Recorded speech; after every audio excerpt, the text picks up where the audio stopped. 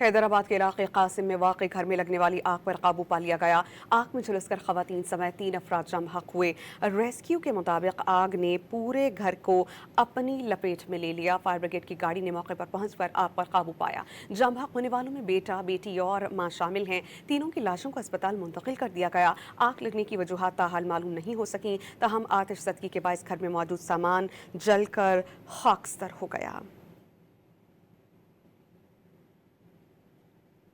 हैदराबाद के इलाके कासिम में वाक़ घर में लगने वाली आग पर काबू पा लिया गया। आग में झुलसकर खवातीन समेत 3 अफराद जमहक हुए।